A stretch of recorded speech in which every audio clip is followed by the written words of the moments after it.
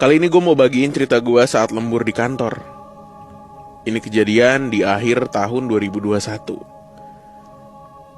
Kantor gue tuh di Jaksel. Jadi ceritanya, waktu itu gue lagi overload. Banyak tugas-tugas yang udah deket deadline. Hari itu hari Kamis. Jam udah nunjukin jam 5 sore lewat. Teman-teman udah pada cabut, dan ada yang baru siap-siap. Satu persatu dari mereka cabut dan pamitan sama gue yang terlihat masih ngetik laporan di depan komputer. Gue yakin banget hari itu bakal pulang sampai malam. Paling cepet tuh jam 8 malam lah perkiraan gue. Karena gue gak mau lembur di weekend dan gak mau masuk kantor di hari libur, jadi gue harus selesai nih malam ini. Besoknya tinggal finishing aja. Gitu pikir gue. Tapi hari itu gue capek dan penat banget. Akhirnya gue milih buat tidur bentar. Biar pas bangun, badan dan pikiran tuh lebih fresh buat mikir. Gue tahu tidur di jam-jam petang menjelang matahari tenggelam itu gak baik. Tapi karena emang gue udah gak kuat lagi, akhirnya gue senderan di sofa deket meja kerja gue. Pas gue bangun, udah jam 6:30 malam. Gue buru-buru ambil wudhu, lalu sholat maghrib. Abis sholat maghrib, gue balik ke ruang kerja. Dan ternyata gue lihat ada si Taufik nih, teman seruangan yang beda divisi. Kok lo masih di sini, Fik? Tanya gue kayak gitu. Iya bang, tadi habis ketemu klien di kafe biasa. Terus mampir balik lagi ke sini.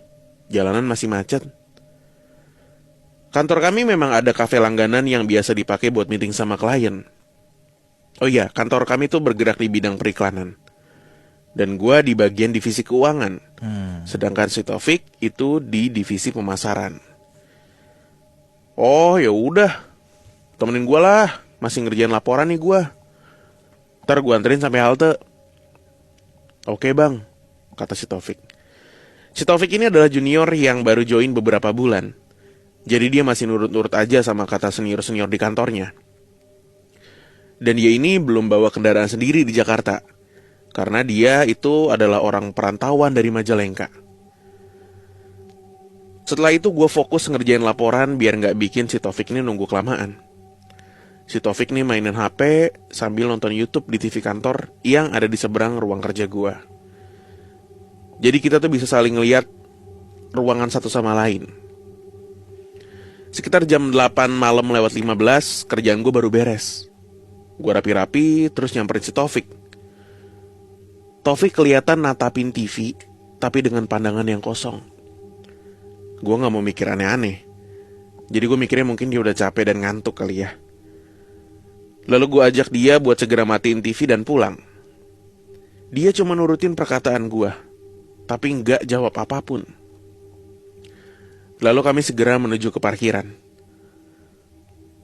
Parkiran kantor kami letaknya tuh ada di basement dengan pencahayaan yang minim. Lampu di basement cuma ada satu di tengah-tengah, dan itu pun dengan watt yang kecil. Katanya penunggu basement tuh gak suka kalau lampunya tuh diterangin. Dan katanya lagi nih, sebelum gue kerja di sini, lampu di basement sering banget matinya kalau dipasangin dengan watt yang gede. Karena gue ada temennya, jadi gue gak ngerasa horor nih ke basement malam-malam sendirian. Gue sama Taufik udah nyampe nih di motor gue. Setelah gue pastiin si Taufik naik, gue langsung tancap gas. Kalian ngerti lah kalau naik motor terus diboncengin orang, itu pasti kerasa ada tekanan gitu kan, atau beban tambahan lah.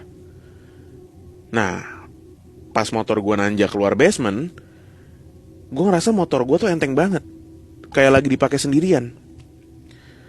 Lalu tibalah gue di pos satpam nih. Gue pelanin buat nyapa Pak Udin, satpam yang jaga malam itu. Loh, lembur sendirian mas? Tanya si Pak Udin. Dengar kalimat itu jantung gue rasanya mau copot. Gue langsung inget kejadian tadi sore. Si Taufik tuh udah pamitan sama gue dari jam 5 kurang dikit. Dia udah pulang duluan karena mau ngejar jam kereta. Dan besok dia udah izin cuti sehari. Terus yang dari tadi nemenin gue lembur siapa? Setelah basa-basi bentar, gue langsung cabut. gue nggak nyeritain kejadian barusan ke Pak Udin.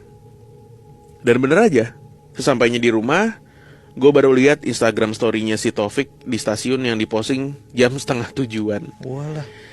Gue nggak tahu apakah gue emang digangguin sama penunggu kantor atau emang ini efek buruk tidur menjelang maghrib. Gitu aja cerita gue. Terima kasih ya.